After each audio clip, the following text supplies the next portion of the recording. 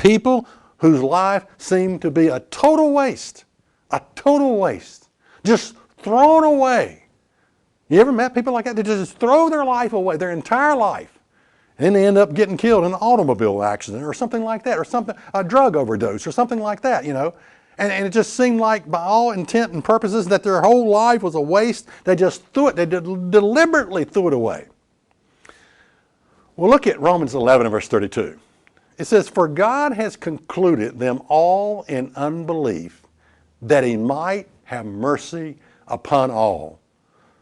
There are people, listen closely, there are people who are shut up in unbelief.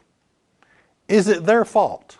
Now, you know these people, don't you? You know these people that they don't really care about religion. You tried to talk to them about salvation. You tried to talk to them about God, and they really don't care. What they're good at is totally screwing up their lives and making a complete waste of their energy, and their whole life just seems to be a total waste. You know people like that.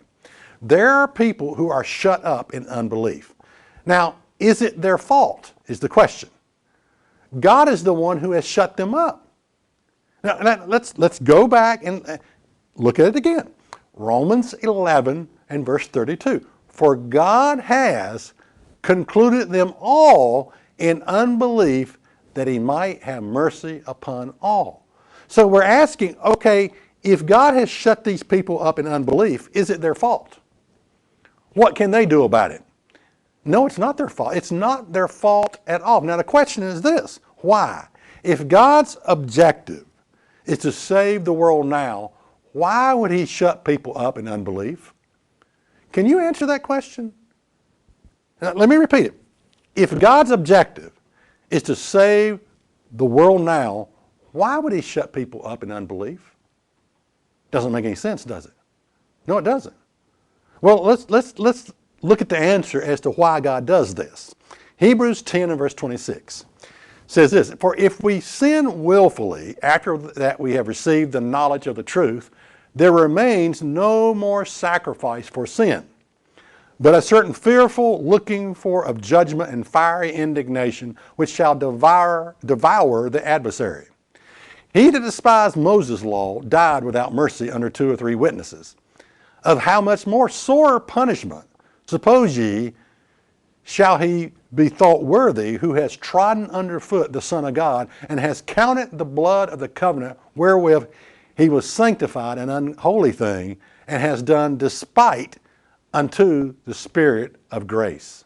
You see, what this scripture is telling us is this: willful sin with the knowledge of the truth is simply the end. But if God concludes that people sin ignorantly, in unbelief, or in weakness, then there is room for mercy. So it's safer not to show them truth for the time being. You see, it's safer. And so God concludes people in unbelief because it's safer for them right now. You understand? Romans 11 and verse 33 says this: we've just read earlier in Romans 11 and verse 32 that God has concluded many people in unbelief.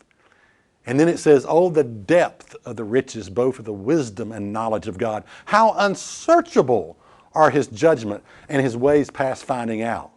For who has known the mind of the Lord, and who has been his counselor?"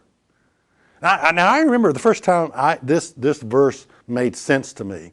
I was driving down the road and I was reading this. It was the Bible on cassette tape.